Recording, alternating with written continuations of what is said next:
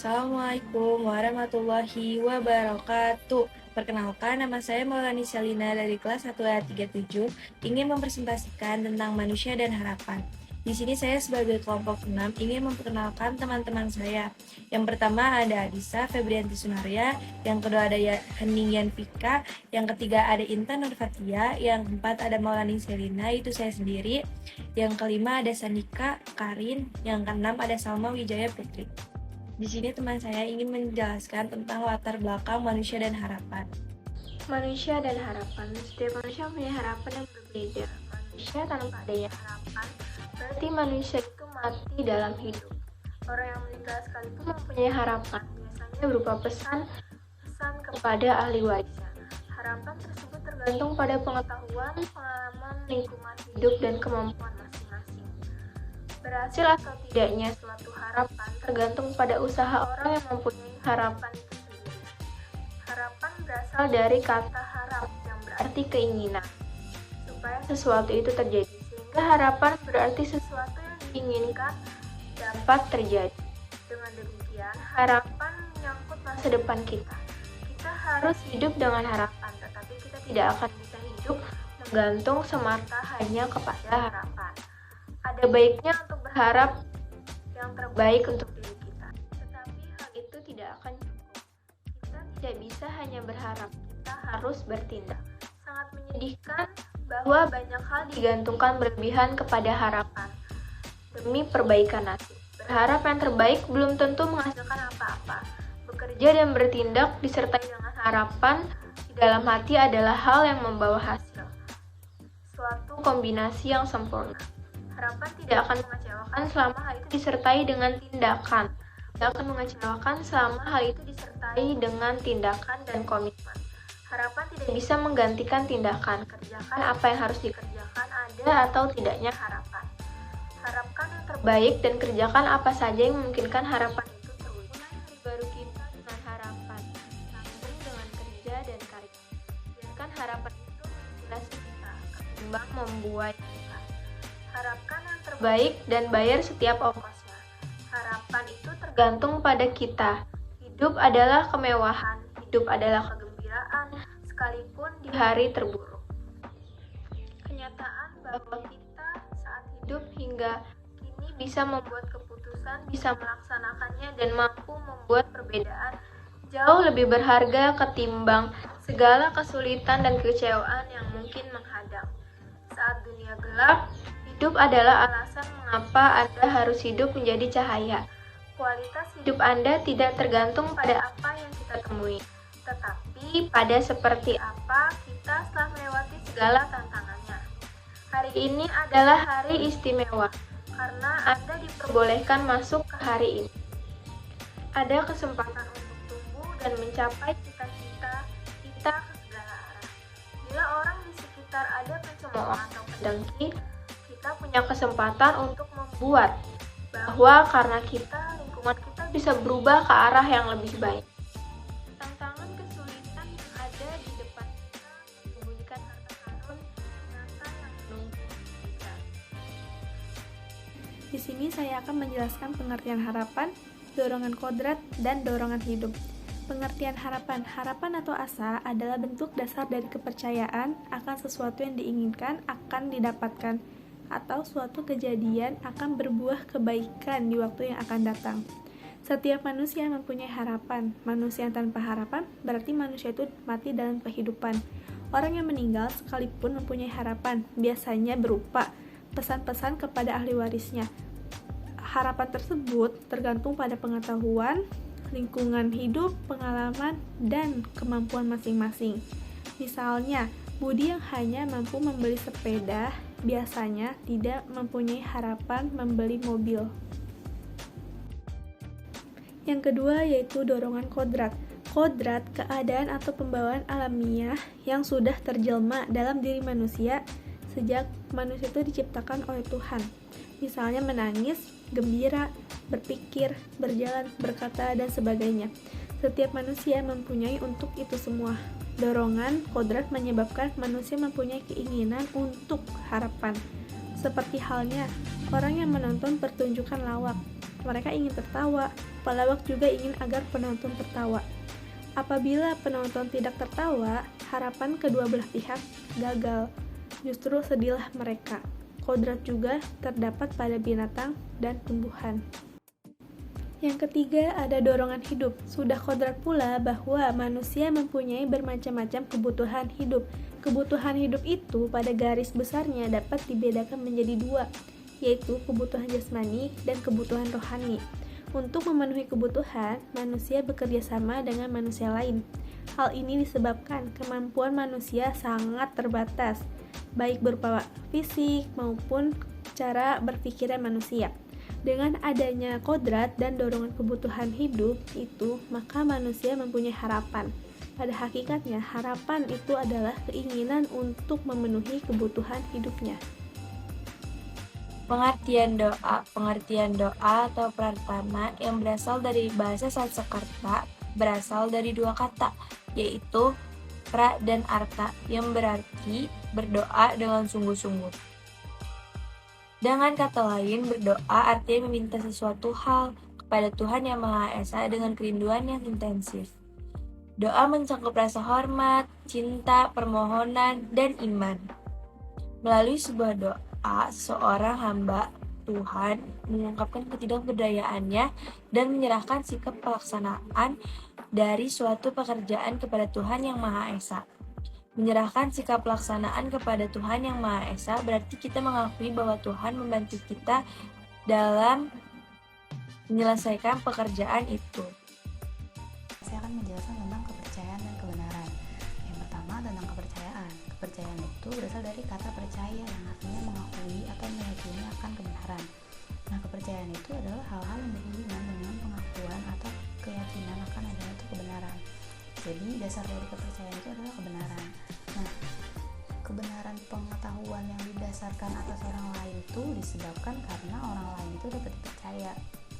Jadi, yang diselidiki itu bukan lagi masalahnya, melainkan orang yang memberitahukan itu dapat dipercaya atau tidak. Pengetahuan yang diterima oleh orang lain atas kewibawaannya disebut kepercayaan. Nah, makin besar kewibawaan yang memberitahui mengenai pengetahuan itu, makin besar juga kepercayaannya. Kalau dalam agama kan terdapat kebenaran-kebenaran yang dianggap diwahyukan itu kan artinya diberitahu oleh Tuhan langsung atau tidak secara langsung kepada manusia. Nah, kewibawaan pemberian kebenaran itu ada yang melebihi besarnya. Jadi kepercayaan dalam agama itu merupakan keyakinan yang paling besar. Hak berpikir bebas, hak atas keyakinan diri sendiri menimbulkan juga hak beragama menurut keyakinan. Nah, dalam hal beragama, tiap-tiap orang tuh wajib menerima dan menghormati kepercayaan orang beragama itu. Dasarnya ialah keyakinan masing-masing. Nah, sekarang tentang kebenaran. Kebenaran atau benar itu amat penting bagi manusia. Setiap orang mendambakan kebenaran karena ia mempunyai arti khusus bagi hidupnya. Karena kebenaran merupakan fokus dari segala pikiran, sikap dan perasaan dalam tingkah laku, ucapan, perbuatan. Manusia selalu berhati-hati agar mereka tidak menyimpang dari kebenaran. Nah, manusia sadar bahwa ketidakbenaran dalam bertindak, berucap maupun bertindak dapat mencemarkan atau menjatuhkan namanya. Seperti berbahasa yang mengatakan sekali ujung ke ujian, selama hidup orang tak percaya karena itu. Nah, kalau menurut Dr. Yuyun Surya Sumantri dalam buku Filsafat Ilmu Sebuah Pengantar Populer terdapat dua teori kebenaran sebagai berikut. Yang pertama tuh teori koherensi atau teori konsistensi, yaitu suatu pernyataan dianggap benar bila pernyataan itu bersifat koherensi atau konsistensi dengan pernyataan-pernyataan sebelumnya yang dianggap benar. Yang kedua ada teori korespondensi, yaitu teori yang menjalankan bahwa suatu pernyataan benar apabila materi pengetahuan yang dikandung pernyataan itu berkoresponden atau berhubungan dengan objek yang dituju oleh pernyataan tersebut. Berbagai kepercayaan dan usaha meningkatkannya. Dasar kepercayaan adalah kebenaran. Sumber kebenaran adalah manusia. Kepercayaan itu dapat dibedakan atas kepercayaan pada diri sendiri. Apa sih kepercayaan pada diri sendiri? Kepercayaan pada diri sendiri itu ditanamkan setiap pribadi manusia. Percaya pada diri sendiri pada hakikatnya percaya pada Tuhan Yang Maha Esa. Percaya pada diri sendiri menganggap dirinya tidak salah, dirinya menang, dirinya mampu mengerjakan yang diserahkan atau dipercayakan kepadanya. Kepercayaan kepada orang lain. Percaya kepada orang lain itu dapat berupa percaya kepada saudara, orang tua, guru, atau siapa saja. Kepercayaan kepada orang lain itu sudah tentu percaya terhadap kata hatinya, perbuatan yang sesuai dengan kata hati atau terhadap kebenarannya. Ada ucapan yang berbunyi orang itu dipercaya karena ucapannya. Misalnya, orang yang berjanji sesuatu harus dipenuhi, meskipun janji itu tidak terdengar orang lain, apalagi membuat janji kepada orang lain. Selanjutnya, kepercayaan kepada pemerintah.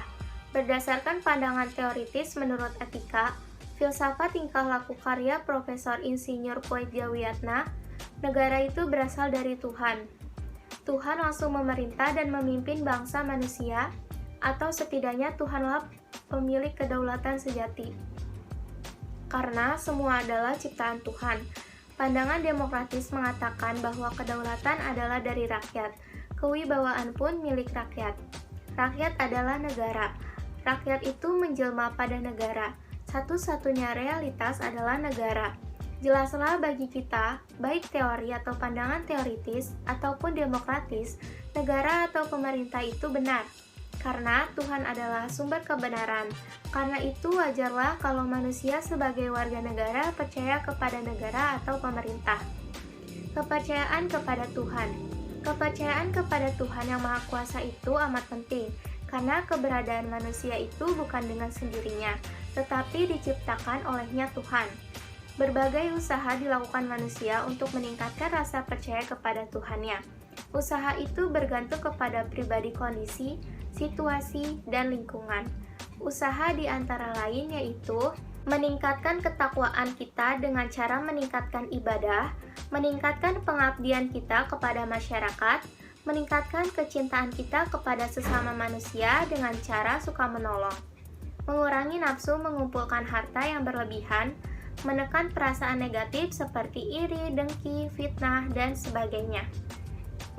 Manusia mempunyai harapan. Menurut Kodrat manusia itu adalah makhluk sosial. Setiap manusia yang lahir ke dunia langsung disambut oleh suatu pergaulan hidup, yaitu suatu keluarga atau anggota masyarakat lainnya. Tidak ada satu manusia yang luput dari pergaulan hidup. Di tengah-tengah manusia lain itu, seseorang dapat hidup dan berkembang, baik fisik atau jasmani maupun mental spiritualnya. Ada dua hal yang mendorong manusia hidup bergaul dengan manusia lain, yaitu dorongan hidup atau kodrat dan dorongan kebutuhan hidup. Yang pertama, dorongan hidup atau kodrat, yaitu sifat atau keadaan atau pembawaan alamiah yang sudah terjelma dalam diri manusia sejak diciptakan oleh Allah. Misalnya menangis, berpikir, bergembira, berjalan, berkata, dan lain-lain. Yang kedua, ada dorongan kebutuhan hidup. Kebutuhan hidup dibedakan atas kebutuhan jasmani dan kebutuhan rohani. Kebutuhan jasmani yaitu makan, minum, pakaian, rumah, dan lain-lain. Kebutuhan rohani yaitu kebahagiaan, kepuasan, keberhasilan, dan lain-lain. Dengan adanya dua hal tersebut, maka manusia mempunyai harapan. Yang hakikatnya harapan adalah keinginan untuk terjadi atau terwujud. Tanpa harapan, manusia tidak ada. Yang berarti, manusia yang tidak mempunyai harapan berarti tidak ada yang diharapkan lagi dari manusia tersebut.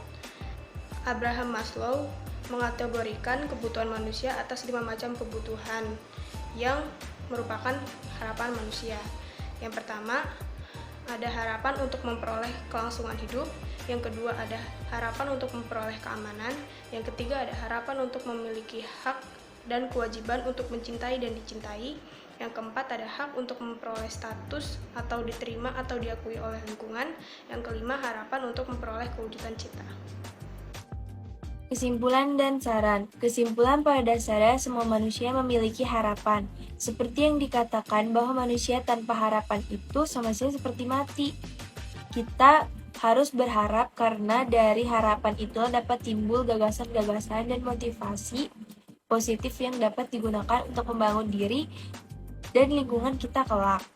Saran: memiliki harapan sesuatu boleh saja, asal kita sebagai makhluk yang bijaksana mengimbanginya dengan usaha. Sebab kedua hal itu saling bersinergi untuk membantu kita mencapai apa yang kita inginkan. Selain itu, manusia sebagai makhluk beriman juga tetap harus menaruh kepercayaan kepada Yang Maha Esa karena telah memberi jalan bagi kita semua.